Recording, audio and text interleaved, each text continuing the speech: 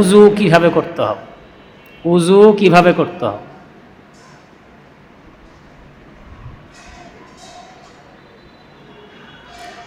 উজু করার সময় শুরুতেই মিসওয়াক করে নিতে হবে। মিসওয়াক করা হলো সুন্নাত, গুরুত্বপূর্ণ সুন্নাত। নবী করিম সাল্লাল্লাহু আলাইহি সাল্লাম ইরশাদ করেন, লাকাদ আকথারতু আলাইকুম ফিস সিওয়াক, সহিহ বুখারী, আমি তোমাদেরকে বারবার অত্যন্ত গুরুত্ব দিয়ে বলেছি মিসওয়াকের ব্যাপারে, বেশি বলেছি আমি তোমাদেরকে মিসওয়াক করার কথা। নবীজি আমাদেরকে বারবার মিসওয়াকের কথা বলেছেন, অধিক মিসওয়াকের কথা বলেছেন। আজকে উম্মতের অবস্থা হলো সম্পূর্ণ বিপরীত, সম্পূর্ণ বিপরীত। কেন যেন আজকে আমরা মিসওয়াক ছাড়া হয়ে গেছে। নবীজি খুব মিসওয়াক করতেন। ইনশাআল্লাহ আমরাও নবীজির মতো বেশি বেশি মিসওয়াক করব, পারবো না ইনশাআল্লাহ? ইনশাআল্লাহ। বিরাস তার জায়গা সময় মতো হবে, কিন্তু নামাজের সময় আমরা কি করব? মিসওয়াক করব। ভালো হলো একটা মিসওয়াক শেষ হওয়ার আগেই, বাদ দেওয়ার আগে নতুন করে আরেকটা মিসওয়াকের ব্যবস্থা করে নেওয়া। দেখা যায় যে দুই মিসওয়াকের মাঝে 1 ওয়াক্ত, 2 ওয়াক্ত, 3 ওয়াক্ত বা একদিন 2 দিন পার হয়ে যায় না? এজন্য আমরা খেয়াল করব, হয়তো একদিন পর আমি মিসওয়াকটা পরিবর্তন করব, একদিন আগেই কি মিসওয়াক কিনে নিই। আমি যদি ডিআইটি থেকে মিসওয়াক কিনি, তাহলে আমি 1 জুমা আগে কিনে নেই, ব্যবস্থা করে রাখি। একটা মিসওয়াক যদি আমার পকেটে থাকে আর একটা মিসওয়াক বাসায় থাকে, ইনশাআল্লাহ এটা অতিরিক্ত হবে না, ভালো হবে। তো উজুর সময় উজুর আগে কি করতে হবে? মিসওয়াক করতে হবে।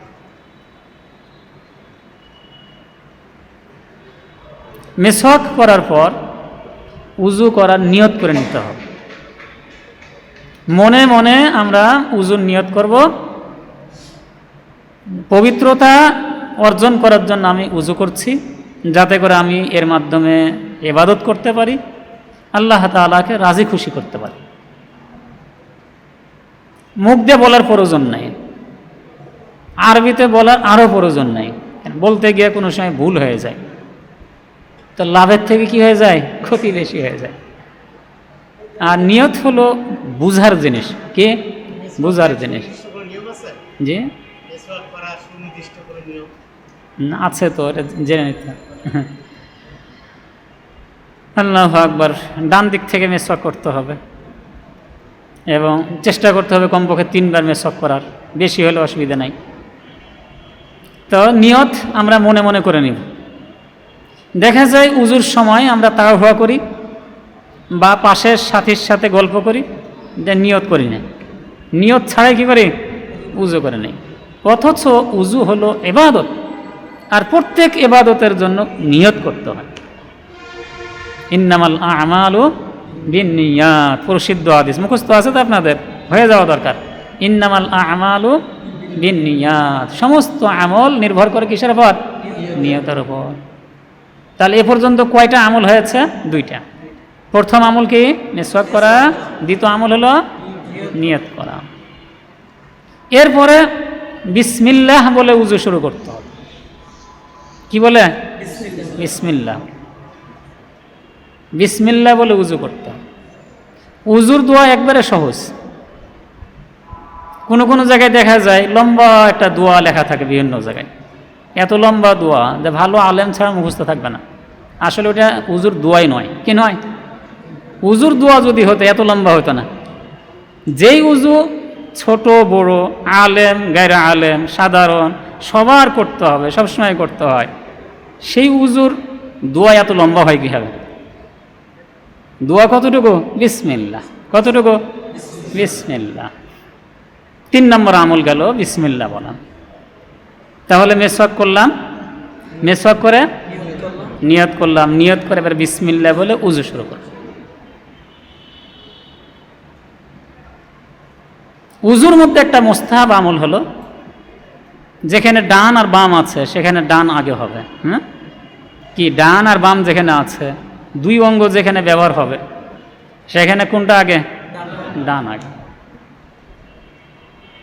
আর একটা আমল বলে নেই, 3 বার করে ধোয়া, এটা হলো সুন্নাত, উত্তম।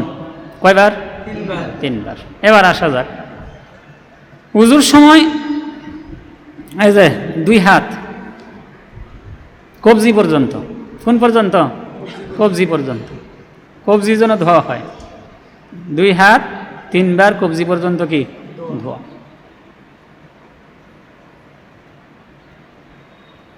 এরপরে 3 বার কুলি করা। আসলে হাদিসের ভাষা হলো, শব্দ হলো মাজমাজা। মাজমাজা, মাজমাজা হলো তাহারিকুল মা ফিল ফাম, মুখে পানি নিয়ে একটু গড়গড়া করা। কি করা? গড়গড়া করা। এই জন্য আমরা যখন কুলি করব, কিভাবে কুলি করব? গড়গড়া করে কি কুলি করব। রোজা থাকলে ভিন্ন কথা, কিন্তু স্বাভাবিকভাবে যখন আমরা উযু করব, কিভাবে উযু করব? গড়গড়া করে। কিন্তু হাদিসে শুধু কুলির কথা আছে না মাজমাজার কথা আছে? মাজমাজার কথা আছে। আর মাজমাজা মানে কি? গড়গড়া করে কুলি করা, পানিটা নিয়ে মুখে কি ঘুরানো। 3 বার কুলি করা যখন হবে, এরপর নাকে 3 বার পানি দেওয়া। হাদিসের ভাষা দেখেন, ইস্তান শাকা ওয়াস্তান ছাড়া। কয়টা শব্দ? আমরা একটা করে ফেলেছি। ইস্তান শাকা ওয়াস্তান ছাড়া। ইস্তান শাকার অর্থ হলো পানি এভাবে নেওয়া নাকের কাছে, এরপর হালকা নিঃশ্বাসের মাধ্যমে পানিটা ভিতরে নেওয়া, যাতে করে এই যে নাকের নরম জায়গা পর্যন্ত পৌঁছে যায়। এটা হলো ইস্তেনশাক। পানি নিয়ে শুধু নাকে লাগাইলে হবে না, কি নাকে লাগাইলে হবে না, একটু নাকের ভিতরে কিছুটা নেওয়া হলো। আবার নিতে গিয়া এ পর্যন্ত নিলেও কিন্তু অসুবিধা, অসুখ হয়ে যাবে, বিশেষ করে শীতকালে। পরে দোষ দেবেন হুজুরের, যে হুজুর আমাদের কষ্টের মধ্যে ফেলে দিয়েছে। আমি কিন্তু এ কথা বলছি না। ইস্তেনশাকের অর্থ কি? পানি নিয়ে হালকা নিঃশ্বাসের মাধ্যমে কি করা? একটু ভিতরে নেওয়া, উপরে নেওয়া। দ্বিতীয় শব্দ হলো ওয়াস্তান ছাড়া, কতবার ঝেড়ে ফেলা। ডান হাত দিয়ে পানি নিব, বাম হাত দিয়ে কি ঝেড়ে ফেলব। এতে কি হবে? নাক পরিষ্কার হয়ে যাবে। দেখেন, উযুর সময় নাক ভালো করে পরিষ্কার করা দরকার। ওই সময় আমরা করি না, পাশের সঙ্গীর সাথে গল্প করি, তাড়াহুড়ো করি। আর অন্য সময় গিয়ে এই যে শুরু হয়ে গেল আঙ্গুল দেওয়া নাকে। কি মানুষও বুঝি না, কাউকে বুঝি না, শুধু মানুষের সঙ্গে কী করি? পাশের সাথে তো খারাপ লাগে, নিজেরটা খারাপ লাগে না, কিন্তু আরেকজনটা কি লাগে? খারাপ লাগে। এই জন্য খেয়াল করা দরকার। আমরা যেই বুঝতে পারবো সাথে সাথে আঙ্গুল সরাই নিব। তাহলে আমরা কি 2 হাত কবজি পর্যন্ত 3 বার ধৌত করা, গড়গড়া করে 3 বার কুলি করা, এবং ভালোভাবে নাকে পানি নিয়ে নাক কি ঝাড়া 3 বার। এবার আসলো চেহারার বিষয়। এ পর্যন্ত 3টা আমল ছিল সুন্নাত, কিন্তু চেহারা ধৌত করা ফরজ। চেহারা এই যে এই পর্যন্ত, এ পর্যন্ত পুরা চেহারা, মুখমণ্ডল 3 বার ধৌত করা। 1 বার ধৌত করা হলো ফরজ, আর সুন্নাত হলো কয়বার ধৌত করা? 3 বার। এখানে একটা বিষয় বলে নেই, তার কারণ সামনেও লাগবে। আমরা কেউ কেউ কি করি? 3 বার মাধ্যমে পুরা করি। 1 বার এতটুকু ধুলাম, আর 1 বার এতটুকু ধুলাম, আর 1 বার এতটুকু ধুলাম, সুন্নাত আদায় হয়নি। 3 বার মিলে 1 বার হয়েছে। কয়বার হয়েছে বলেন? অথচ 3 বার প্রত্যেকবার ভিন্ন ভিন্ন করে পুরো চেহারা ধৌত করা হলো সুন্নাত। ঠিক হাতের ক্ষেত্রেও আমরা দেখি, 1 বার কি কিছু হাত ধুলাম, পরের বার বাকিটা, তারপরে বার না, প্রত্যেকবারই ভিন্ন করে কি পরিপূর্ণ অঙ্গটা ধৌত করা। এটা আমরা খেয়াল করি। যাই হোক, 3 বার পরিপূর্ণ চেহারা ধৌত করা। চেহারা ধৌত করার পর কি আমল জানো? এরপর কি আমল? না, চেহারা ধোয়া হয়ে গেল, তারপর কি কাজ? হুম, জি, এবার 2 হাত, জি 2 হাত, এই যে ডান হাত আগে 3 বার। কি নিয়ম? কি পানি দিয়ে একবার প্রথমবার একবার ধুলাম, আবার পানি নিয়ে, আবার পানি নিয়ে, এভাবে 3 বার। এই যে কোনোই, এটা কিন্তু পুরাটা ধুইতে হবে, তাই না? এটা ধোয়ার মধ্যে পড়বে না? এই জন্য আমরা খেয়াল করব যাতে করে আমাদের কোনোই সহ কি ধোয়া হয়। এরপরে বাম হাত অনুরূপভাবে 3 বার, পুরাটাই বললাম কি প্রত্যেকবার অঙ্গটা পরিপূর্ণ ধুইতে হবে। হাত ধোয়া শেষ, এরপর কি আমল? এরপর মাথা মাসাহ করা। মাথা মাসা করার তরিকা হলো, পরিপূর্ণ মাথা মাসা করা হলো সুন্নাত, সুন্নাতে মুআক্কাদা। এতটুকু দেখেন, মাথা মাসা করা সম্পর্কে, উজু সম্পর্কে অনেক হাদিস এসেছে, সহিহ বুখারী, সহিহ মুসলিম সহ বিভিন্ন কিতাবে, একটা দুইটা না, অনেকগুলো হাদিস এসেছে।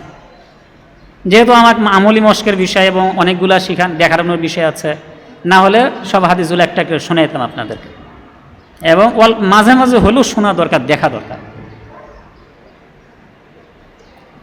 এতটা হাদিস, প্রত্যেকটা হাদিসের মধ্যে, শুধু একটা হাদিসের মধ্যে মাথার অগ্রভাগ মাসা করার কথা আছে। তাছাড়া যত হাদিস এসেছে সব হাদিসের মধ্যে পরিপূর্ণ মাথা মাসা করার কথা এসেছে। এবার আমরা খেয়াল করি, যে ভাইয়েরা উজু করার সময় মাথা এভাবে মাসা করেন, টুপিটা একটু পিছন থেকে সরাই দিয়া, হ্যাঁ শেষ, পাগড়িটা একটু পিছন থেকে সরাই দিয়া এ করে পার হয়ে গেলেন। সুন্নতে মুআক্কাদা, কেমন গুরুত্বপূর্ণ সুন্নতে মুআক্কাদা! নবীজি একবার ছাড়া দ্বিতীয়বার ছেড়েছেন, পাওয়া যায় না। এজন্য ইমাম মালিক রহমাতুল্লাহ আলাইহি বলেছেন পরিপূর্ণ মাথা মাসা করা ফরজ। তাহলে বুঝেন কত গুরুত্বপূর্ণ একটা জিনিস। এমন একটা সুন্নতে মুআক্কাদা যে নবীজি একবার ছাড়া দ্বিতীয়বার আর কখনো ছেড়েছেন, পাওয়া যায় না। এমনকি ইমাম মালিক রহমাতুল্লাহ মতো এত বড় একজন বড় ইমাম ফরজ পর্যন্ত বলেছেন। এজন্য অনুরোধ করব আমরা কোনোভাবে ফরজ আদায় করে রেখে দিব না। সব অঙ্গ সুন্নত আদায় করলাম, শুধু একটা অঙ্গ হলো কি যে আমরা কি ফরজ আদায় করবো না, সুন্নত আদায় করবো না, অথচ সবগুলো ধুইতে হয়। আর এটা কি মাসা করলেই হয়ে যায়, ভিজা হাত ফিরাইলে কি হয়ে যায়। সব অঙ্গ 3 বার আর এই অঙ্গ 1 বার। এত সহজ করে দিয়েছেন আল্লাহ তাআলা, তারপর আর কত সহজ চাই বলেন? আর কত সহজ চাই? হয়েছে কি, মাথায় টুপি আছে, কি আছে? উজুর সময় মাথায় টুপি থাকার কারণে টুপিটা রাখবো কোথায়, জায়গা থাকে না। একবারে সহজ, অসুবিধা হলে টুপিটা পকেটের মধ্যে ঢুকাই নেন, উজুর সময় এই যে রেখে দেন, রাখার জায়গা না হলে হাঁটুতে রাখেন, না হলে মুখে নেন, কতভাবে নেওয়া যায় না। আসলে সুন্নাতের উপর আমল করার ইচ্ছা থাকলে, আগ্রহ থাকলে কত ব্যবস্থা করা যায়। এই জন্য আশা করি আপনাদের সবার কাছে, আপনারা তো আমলও করেন আলহামদুলিল্লাহ, কিন্তু আমরা আরও গুরুত্ব সহকারে আমল করবো ইনশাআল্লাহ, পারবো তো? এবার আসা যাক মাথা মাসা করার তরিকাটাকে। মাথা মাসা করার 2টা তরিকা আছে, আপনারা কোন তরিকা শিখেছেন জানি না, তবে যে তরিকাটা বেশি ভালো, যে তরিকাটা সহিহ হাদিসের মধ্যে এসেছে এবং আমাদের হানাফি ইমামদের মধ্যে ইবনুল হুমাম রহমতুল্লাহ আলাইহি বলেছেন এটা সুন্নাত, ওই তরিকাটা আপনাদেরকে দেখাই। এই দেখেন 5 আঙ্গুল একসাথে মিলাই নেন, হ্যাঁ কি মিলানো, এই দেখেন। এবার এভাবে রেখে দেন, ভালো হলে একটু টুপিটা রেখে দেন, হ্যাঁ এই তো মাশাআল্লাহ, টুপি রাখেন, টুপিটা রেখে দেন, কেন দেখতে তো হবে। এই যে এখানে রাখেন, মাথার সামনে নিয়ে যান, একেবারে পিছন বরাবর চুলের শেষ পর্যন্ত চলে যান। আবার ওই অবস্থায় উঠানোর দরকার নাই, নিয়ে আসেন, একবারে যেখান থেকে শুরু করেছিলাম এখানে এসে রাখলাম। পুরা মাথা বলেন মাসা হয়েছে কিনা? আকবালা বিহিমা ওয়া আদবারা। হাদিসের মধ্যে বারবার এসেছে যে নবীজি মাথার শুরু ভাগে হাত রেখে, 2 হাত রেখে দুনো হাত পিছনে নিয়ে গেছেন, আবার পিছন থেকে সামনে এনেছেন, এভাবে পুরা মাথা নবীজি মাসাহ করেছেন। এই জন্য আমরা বলেছে, আগেও বলেছি। কয়টা তরিকা আছে? দুইটা। আপনি হয়তো অন্য একটা তরিকা শিখেছেন, আমল করতেছেন, করতে পারেন, কিন্তু যেটা বেশি ভালো তরিকা, হ্যাঁ, এটা আপনাদেরকে বললাম। সেটা কি? এভাবে পুরোটা এবার নিয়ে আসবেন। কান মাছা করতে হয়, এই যে আঙ্গুল ভিতরে দেন। আল্লাহ তাআলা দেখেন এমনভাবে আমাকে আপনাকে এমনভাবে সৃষ্টি করেছেন, হ্যাঁ, নিয়ে এই যে ছিদ্র কিন্তু আছে, দেখেন লাইন আছে, কিন্তু পর্যায়ক্রমে লাইন দিয়ে আঙ্গুল বের হয়ে চলে আসবে। এই যে এই আঙ্গুল, এবার এই আঙ্গুলটা এখানে রেখে দেন কানের, এই যে পিছন দেখ না, একবারে একটু, হ্যাঁ, শক্ত করে নেবেন, যাতে করে ময়লা টয়লা থাকলে যেন পরিষ্কার হয়ে যায়। ইসলাম পবিত্রতা এবং পরিষ্কার পরিচ্ছন্নতার ক্ষেত্রে এত গুরুত্ব দিয়েছে, আমার আপনার কানেও যেন ময়লা না থাকে। কানের এই ভিতরেও নয়, বাইরেও নয়। কানের ডাক্তার যদি থাকেন খুশি হবেন, আসলে এত সুন্দর। এই সুন্নতের উপর আমল করলে তো কানের সমস্যাই থাকবে না। এরপর ভাগ্যের রোগ থাকলে তো ভিন্ন কথা, কি কন? ভালো মানুষেরও তো হয়। আল্লাহ তাআলা আমাকে আপনাকে এমনভাবে সৃষ্টি করেছেন, মাথা থেকে পা পর্যন্ত। আপনি যদি খেয়াল করে মিলে দেখেন, যেন আমার পুরো বডি এবং শরীরটাকে আল্লাহ তাআলা সৃষ্টি করেছেন উজু করার জন্য, সুন্নাত তরিকায় গোসল করার জন্য এবং সুন্নাত তরিকায় নামাজ আদায় করার জন্য। একবার সব ওইভাবে কি আল্লাহ তাআলা সৃষ্টি করেছেন, বানাইছেন। যাই হোক, মাথা মাছা হয়ে গেল। আর কি আমল জানো এরপরে? এই তো মাশাআল্লাহ। আমি কেন বলছি, যারা আমরা সবাই একসাথে থাকি, এমন যেন না আমি বক্তা আর আপনার খালি শ্রোতা হবেন না, সবাই বক্তা। কি? আমরা সবাই বক্তা। এবার আসলো আমরা 2 পা ধৌত করবো। পা তার উঠানো যাবে না, আপনাদের সামনে বেয়াদবি হয়ে যাবে। এবার পাগুলো কি আঙ্গুলের খেলাল সহকারে, কি আঙ্গুলে খেলাল সহকারে দুনো পা, আগে ডান পা 3 বার, ও ভুলে যাই, জি, এই যে ঘাড় মাছা করে, গর্দান মাছা করে, জি।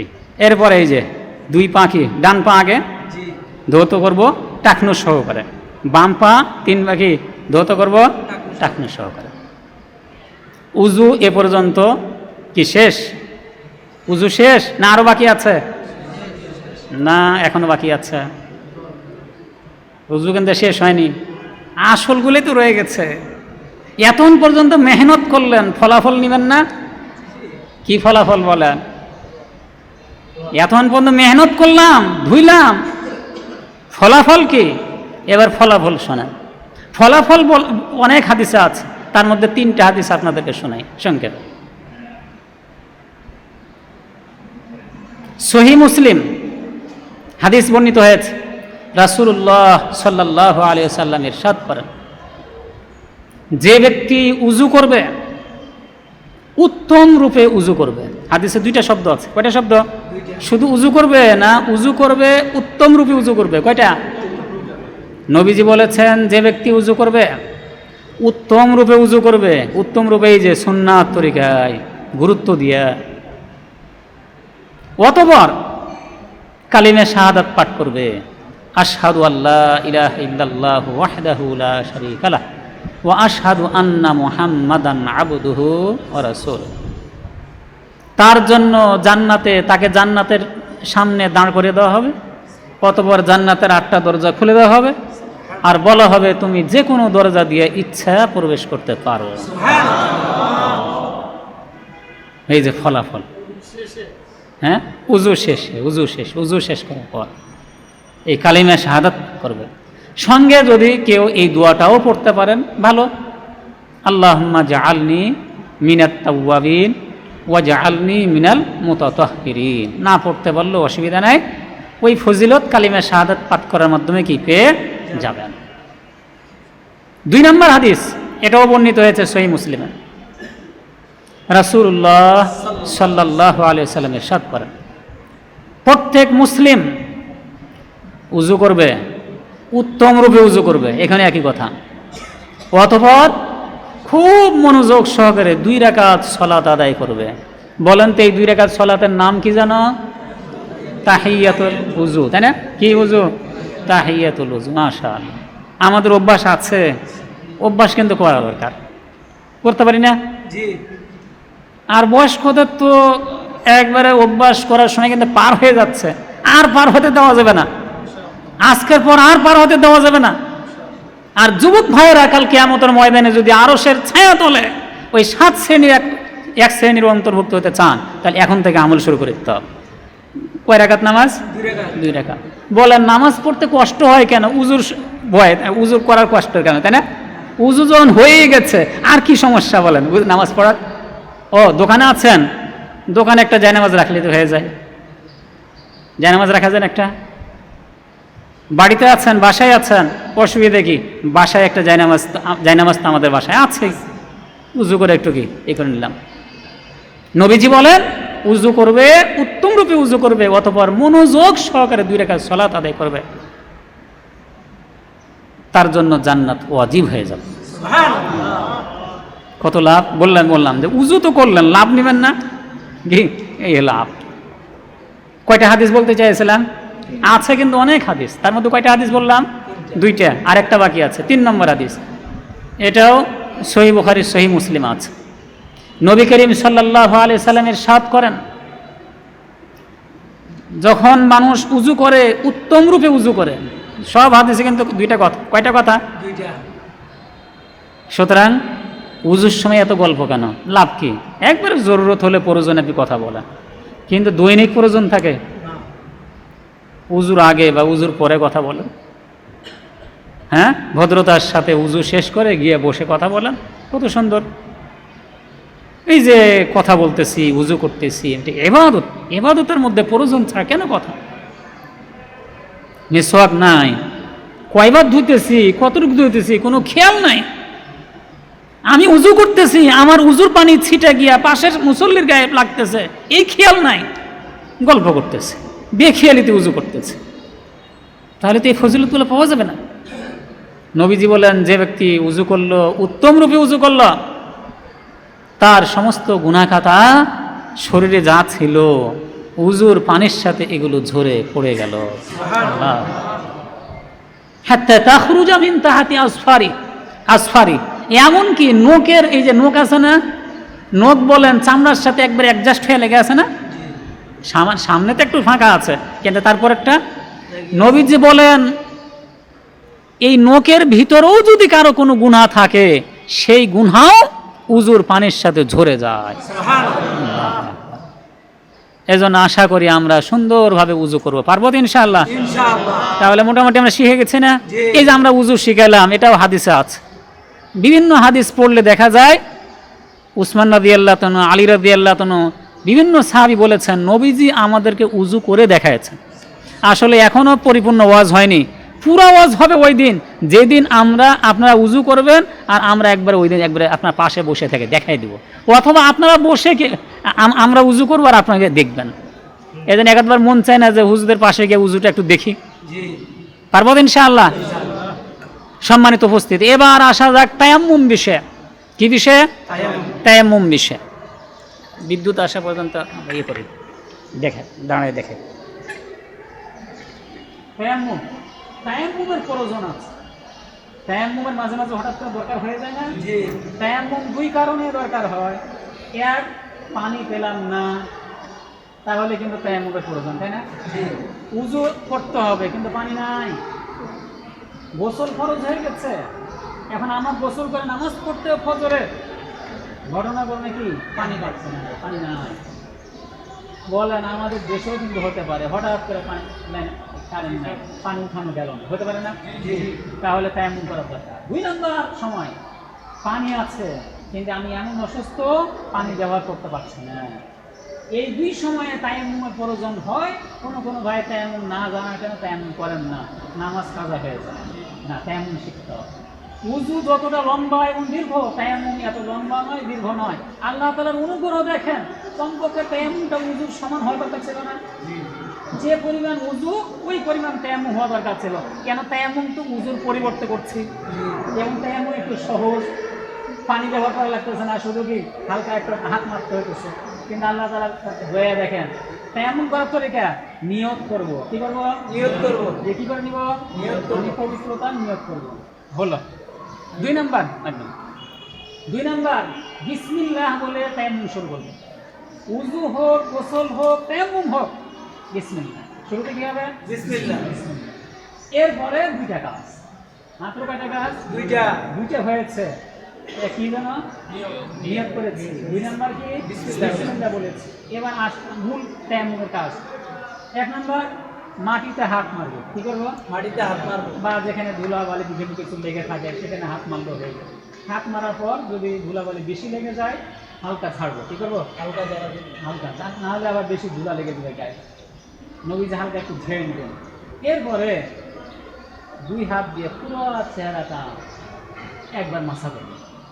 উযুতে যেমন পরিপূর্ণ মাসা এবং মুখমণ্ডল কি বা পরিপূর্ণ মুখমণ্ডল ধৌত করতে হয়, তায়াম্মুম কি করতে হয়? এরপর আবার মারবো। মারার পর এই যে ডান হাত, হ্যাঁ একবারে কোনোই সহ, বাম হাত কোনোই সহ, বাম হাতটা দিয়ে ডান হাত আর ডান হাত দিয়ে কি বাম হাত, তেমন শেষ। এরপর উযু শেষের দোয়া কালিমা শাহাদাত না, এটা পড়েন আশহাদু আল্লা ইলাহা ইল্লাল্লাহ ওয়াহদাহু লা শারীকা লাহু ওয়া আশহাদু আন্না মুহাম্মাদান রাসূলুল্লাহ। তাহলে মূল কাজ তায়াম্মুমের 2টা। একবার মাটিতে 2 হাত মেরে পুরো চেহারা মাসা করা, দ্বিতীয়বার আবার হাত মেরে 2 হাত কবজি কোনই পর্যন্ত মাসা করা, মুছে নাও। তাহলে কয়টা কাজ মূল? 2টা। শুরু করার আগে নিয়ত এবং বিসমিল্লাহ, শেষে কালিমায়ে শাহাদাত পড়া। এগুলো তায়াম্মুম, একবারে সহজ। এই তায়াম্মুম হলে কি একবারে সহজ, জানা থাকে যাবে। সম্মানিত উপস্থিতি, এবার আসা যাক নামাজ পড়ার তরিকা। কি বিষয়? সংক্ষেপে নামাজ ইনশাআল্লাহ দেখাইতে পারবো, সময় আছে, আপনার পেরেশান হবে। নামাজ পড়ার তরিকা দেখাইতে এতজন মানুষ মুরব্বীরা বসে আছে, একজন ভালো গোসলের সম্মানিত উপস্থিতি, যেহেতু গোসলের কথা বলেছেন গোসলটা একটু বলে নেই, কারণ নামাজ তো মাঝে মাঝে বিভিন্ন জায়গায় দেখা হয়, দেখানো হয়, কিন্তু গোসলটা একটু কম হয়, তাই না? জি। উযু নামাজ, উযু নামাজ। এবার গোসলটা তাহলে করি। গোসলের মধ্যে ফরজ হলো মোট কয়টা? কয়টা দেখে না আমার দিকে না দেখে আপনার নিজেদের মুখস্থ থেকে বলেন কয়টা ফরজ? 3টে ফরজ। মাশাআল্লাহ। 1 নম্বর ফরজ ভালোভাবে কুলি করা। 2 নাম্বার ফরজ ভালোভাবে নাকে পানি দেওয়া, ওই যে পানি নিয়ে 3 বার। 3 নাম্বার হলো মাথা থেকে পা পর্যন্ত সমস্ত শরীর ভালোভাবে ধৌত করা, যাতে করে কোনো অংশ, সামান্যতম অংশ যেন ভিজা থেকে বাকি না থাকে। এবার আসা যাক সুন্নাত তরিকা। নবী করিম সাল্লাল্লাহু আলাইহি সাল্লাম কিভাবে গোসল করতেন সেটাও হাদিসের মধ্যে এসেছে, সহিহ বুখারী, সহিহ মুসলিম, ওখান থেকে আপনাদেরকে শোনাচ্ছি। নবীজি সব আগে 2 হাত ধৌত করে নিতেন কবজি পর্যন্ত। কি করে নিতেন? 2 হাত পর্যন্ত ধৌত করে নিতেন 3 বার। তারপরে নবীজি যেটা করতেন সেটা হলো পানির মাধ্যমে পানি নিয়ে লজ্জাস্থানে বা তার আশপাশে বা কোথাও যদি নাপাকি লেগে থাকে এই নাপাকিটা তিনি ধুয়ে ফেলেন। তাহলে নাপাকি ধুতে হবে না? আর আপনি যদি আগে ধুয়ে ফেলেন তাহলে কোনো কথা নেই, কিন্তু নাপাকি আগে দূর করতে হবে। তার কারণ নাপাকি থাকা অবস্থায় পানি যত ডালবে আরো ছড়াবে, তাই না? এক জায়গায় নাপাকি 5 জায়গায় লাগতে পারে, এজন্য নবীজি আগেই ধুয়ে দিতেন। ধোয়ার পরে বাম হাত দিয়ে যেহেতু ধুয়েছেন এই জন্য বাম হাতটা নবীজি মাটি দিয়ে কি মেজে নিতেন, আমাদের সাবান দিয়ে আমরা মেজে নিতে পারি। তাহলে সব আগে আমরা 2 হাত কবজি পর্যন্ত 3 বার ধৌত করবো, উযু করতে হয় সেভাবে আমরা উযু করব। অবশ্য 2 পা উযুর সময় না ধুলেও চলবে, নবীজির শেষে ধুয়ে নিতে। তাহলে নামাজের মতো উযু করতে হবে, তাই না? নামাজের মতো উযু করার পরে কাজ হলো প্রথমে এই যে হাতটা ভিজে, এই দেখেন হাতটা ভিজান, হাত এরকম করেন, গোড়ায় যেন পানি পৌঁছে যায়। বিশেষ করে মা বোনদেরকে বুঝিয়ে দিতে হবে, হ্যাঁ? তাও যদি ওরা বেনি ভালো করে শক্ত করে বেঁধে রাখে, তাই না? তাহলে আঙ্গুল ভিতরে ঢুকে ঢুকে কি করতে হবে? ভিজিয়ে দিতে হবে। তারপরে মাথায় পানি ঢালতে হবে, ডান দিকে আগে পানি ঢালতে হবে, বাম দিকে আগে পানি ঢালতে হবে। যেখানে ডান আর বাম আছে সেখানে আগে কি ডান, এভাবে পুরো শরীরে পানি ঢেলে গোসল করতে হবে। গোসল শেষে আগে যদি উজুর সময় পা না ধুয়ে থাকে, গোসল শেষে পা ধুয়ে নেন।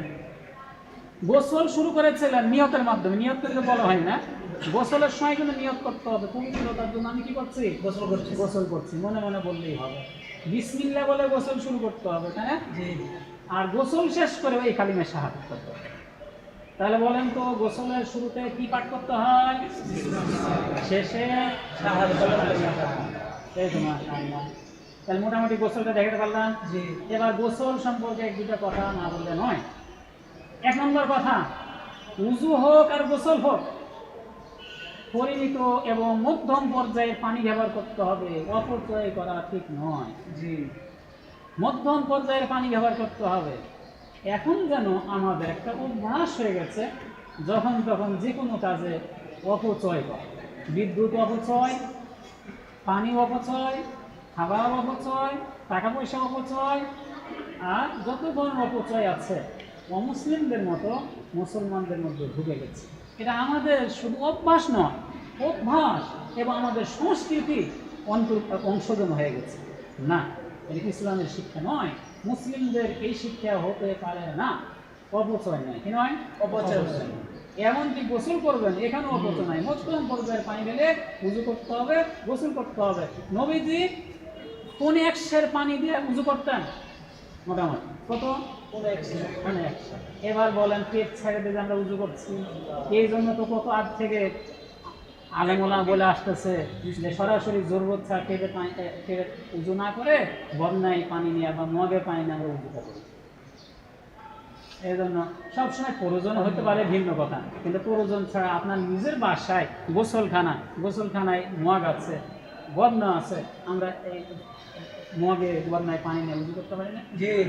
বসে সুন্দর করে কেমন যেন আমাদের অভ্যাস হয়ে গেছে কোনোভাবে, কি কোনো রকম। আর গোসল করতে মোটামুটি 3.5 লিটার পানি দিয়ে, কত লিটার? এটি একবারের কথা আছে, আবার অন্য সময় যে কতটুকু হয়েছে এখান থেকে ওলামা ইকরাম বলেছেন মধ্যম পর্যায়ে পানি, কি কোনো সময় এর থেকে বেশি দরকার হতে পারে, এ পরিমাণ পানি দিয়েও হয়ে যেতে পারে। মনে রাখতে হবে নবীজির চুল কিন্তু এই যে বাবরি চুল ছিল, তাই না? এত বড় চুল বলাও যদি 3.5 লিটার পানি দিয়ে গোসল করতে পারে, সবসময় আমাদের 20 লিটার বালতিতে পানি ভরে নিয়েই যে গোসল করতে হবে, কি বলতেছে বলো? একটা কম করা যায় না? হ্যাঁ, 2-3 বালতি শেষ করে 20 লিটারের বালতি 3 বালতি, একটু কোনো সময় জরুরত হতে পারে, কিন্তু সাধারণভাবে আমরা এটা নিয়ম করি। সম্মানিত বুঝতে আরেকটা বলে নেই, দেখা যায় অনেক সময় শুরু রাতে বা মাঝ রাতে গোসল খরচ হয়ে গেছে, তাই না? আমরা কি যেটা করি সেটা ওই অবস্থায় থেকে যায়, ভালো নয়, স্বাস্থ্যগত ক্ষতিকারক, সুন্নতের পর আমলও হয় না। ভালো হলো আপনি অন্তত যে কাজটা করবেন সুন্নাত তরিকা হলো অন্তত আপনি নাপাকিটা দূর করে, পেশাব করে নাপাকি দূর করে উজুটা করে নেন। উজু করার পর, নাপাক হওয়ার পরে, উজু করার পরে আপনি খানাও খেতে পারেন, ঘোরাফেরাও করতে পারেন, হ্যাঁ, প্রয়োজনীয় কাজে সাধারণ কাজগুলোও করতে পারেন, ঘুমাইতে পারেন।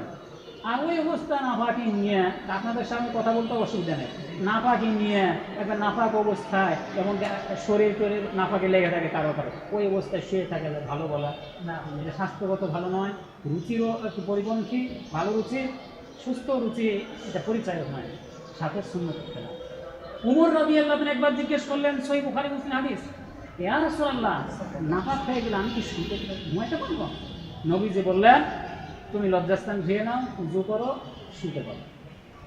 এই জন্য আমরা উদ্বুদ্ধ করবো পরস্পরে যে আমরা কি করব, এবং বাসায় গিয়েও বলে দিব অন্তত নাপাকি দূর করে, কি নাপাকি দূর করে আমরা উজু করে কি। আর যদি শুরু রাতে কেউ গোসল করেই নেয়, এটা তো আলহামদুলিল্লাহ আরও ভালো হলো।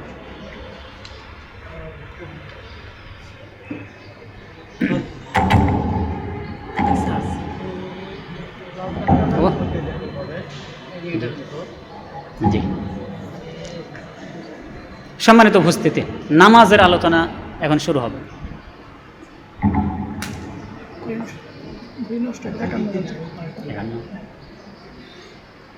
জি, অল্পতেই দেখাই দিই, যেহেতু সময় কম। জি, সময় যেহেতু কম, এই জন্য একবারে সংক্ষেপে দেখাই দিই। জি থাক, সংক্ষেপে দেখাই দিই। নামাজের সময় কেবলামুখী হয়ে দাঁড়াতে হয়, নিয়ত করে নিতে হয় মনে মনে যে আমি আল্লাহ তাআলাকে রাজি খুশি করার জন্য অমুক নামাজ পড়ছি, ব্যাস মনে মনে নিয়ত করলেই হয়ে যাবে। কেবলামুখী হয়ে সোজা হয়ে দাঁড়াতে হবে, সোজা হয়ে দাঁড়াতে হবে। দাঁড়ানোর সময় খেয়াল রাখতে হবে আমাদের দুই পা যেন ঠিক কেবলামুখী হয়, ওজোর ছাড়া উত্তর দক্ষিণ যেন কি মুখ না হয়। আমরা চেষ্টা করবো ইনশাল্লাহ। এরপরে আমরা হাত বাঁধবো না, কি বলে আল্লাহু আকবার, কি বলে আল্লাহু আকবার, আল্লাহু আকবার। এই যে হাত উঠাই আমরা, আপনারা দাঁড়ান, আপনাদের দেখতে হবে। এই যে আঙ্গুল, আমি একটা নিয়ম বলে নেই, এক সময় আঙ্গুল সম্পূর্ণ ফাঁকা থাকবে, সেটা হলো রুকুতে যখন হাঁটু ধরে রাখবেন। আরেক সময় আঙ্গুল সম্পূর্ণ মিলানো থাকবে যখন সিজদায় হাত রাখবেন, না সিজদায় যখন হাত রাখবেন জমিনে। তাহলে বলেন তো কোন সময় আঙ্গুল সম্পূর্ণ ফাঁকা থাকবে? রুকুতে যখন হাঁটু ধরে রাখবেন। কোন সময় আঙ্গুল সম্পূর্ণ মিলানো থাকবে? সিজদা অবস্থায়। বাকি সময় পুরা নামাজে আঙ্গুল স্বাভাবিকভাবে থাকবে, ফাঁকাও নয় একবারে মিলানো নয়। এই যে কেবলামুখী হবে, হ্যাঁ, হাতের তালু আঙ্গুলগুলো আবার এরকম না, এই যে স্বাভাবিকভাবে একটু অভ্যাস করে নিতে হবে, হ্যাঁ, একটু অভ্যাস করতে হবে, তাহলে দেখবেন স্বাভাবিকভাবে। এই যে কাঁধ বরাবর, কানের লতি বরাবর, এগুলো কানের উপরের অংশ বরাবর, তাই না? তাহলে সব হাদিসের উপর আমল হয়ে যাবে ইনশাআল্লাহ। এভাবে আমরা আল্লাহু আকবার। হাত বাঁধার তরিকা একটু দেখাই দেন না, আগে এটা দেখেন।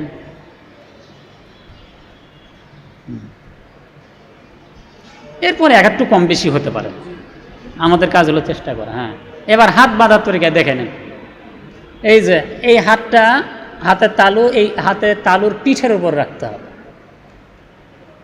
তারপর দেখেন, হ্যাঁ, 3 আঙ্গুলে হেবে রেখে দেন, 3 আঙ্গুলে হেবে রেখে দেন, 2 আঙ্গুল দিয়ে ধরেন, এভাবে রেখে দেন। হ্যাঁ, কি এভাবে রেখে দেন।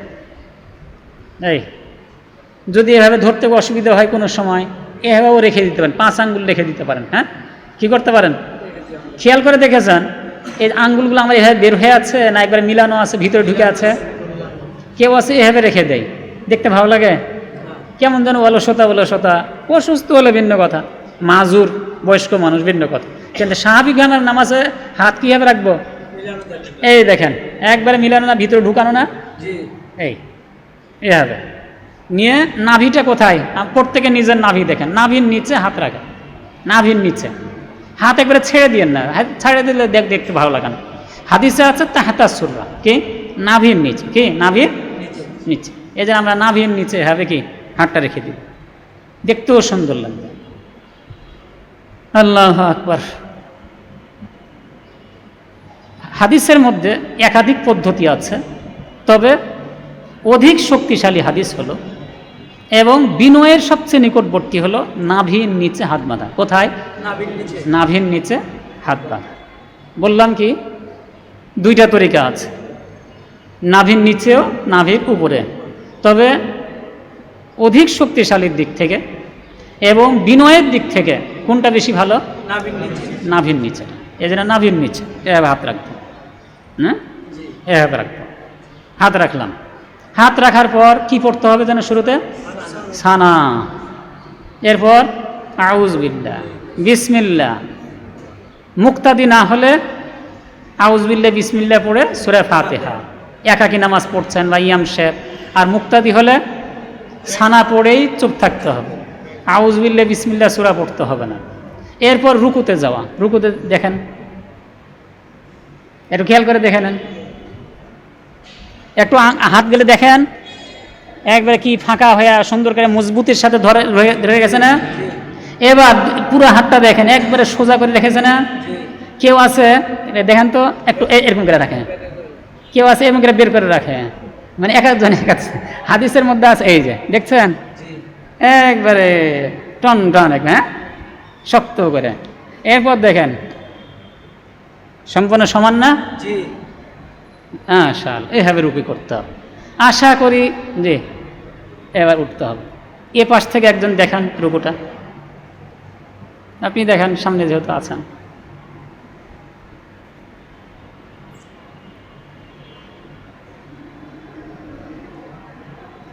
যে মোটামুটি হয়েছে।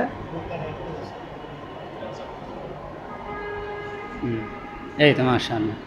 আরেকজন দেখান পিছন থেকে।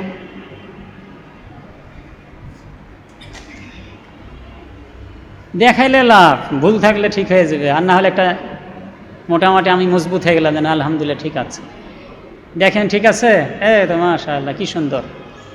কেউ আছে রুকুর সময় দুই হাঁটু একবারে সামনে নিয়ে চলে যায় অথবা পিছনে নিয়ে চলে যায়, না, এরকম চেষ্টা করতে হবে একবারে কোমর পর্যন্ত সোজা রাখতে, তাই না? এবার রুকু থেকে সিধে যেতে হবে। দেখেন একটু খেয়াল করে, এই যে দেখানোর তরিকা এটা নয়। আবার উঠেন, হাঁটু রাখার পর থামবেন। হ্যাঁ, এবার দেখেন, এই দেখছেন, এ পর্যন্ত কিন্তু সোজা থাকবে, তাই না? তাই না, সোজা। এরপরে সিধে যান। সিধার মধ্যে দেখেছেন কি সুন্দর, না পিঠটা নিচে ঢুকাই দিয়েছে, নিচু করেছে, উঁচা করে দিয়েছে। তারপরে দেখেন হাতগুলা বগল থেকে পৃথক আছে না, পাঁজর থেকে পৃথক আছে না, এরপরে এটা জমিন থেকে পৃথক আছে না, এ দেখছেন পৃথক। আঙ্গুলগুলোকে মিলানো আছে না, এরপরে এখান থেকে একটু পৃথক আছে না হাতগুলো। মাশাআল্লাহ। ওই পাশ থেকে একজন দেখান সিধাটা। হ্যাঁ, বসেন, একটু দেখেন আশপাশের। হ্যাঁ, যান।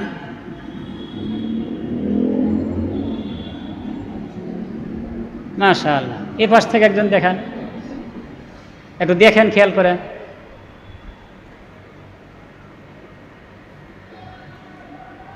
এবার উঠেন, দাঁড়ান, বসা থেকে দাঁড়ান।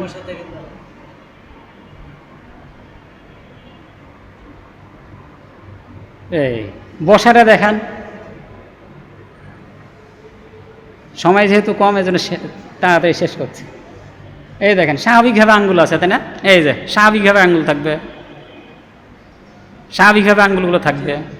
এরপরে আত্তাহিয়াতু থেকে পড়তে পড়তে যখন আমি কোথায় যাব, আশহাদু আল্লাহ, আশহাদু আল্লাহ, আশহাদু আল্লাহ, এই যে আঙ্গুল ইশারা করতে হবে না, আশহাদু আল্লাহ ইলাহা ইল্লাল্লাহ। কি হবে এটা দেখেন, তিনটা তরিকা আছে মোট। কয়টা তরিকা? হাদিসের মধ্যে কয়টা তরিকা আছে? তার মধ্যে সহজ একটা তরিকা হলো, আপনারা অন্য তরিকা করলে অসুবিধা নেই, একটা দেখাই, কারোর সাথে মিলে গেলে আলহামদুলিল্লাহ ভালো।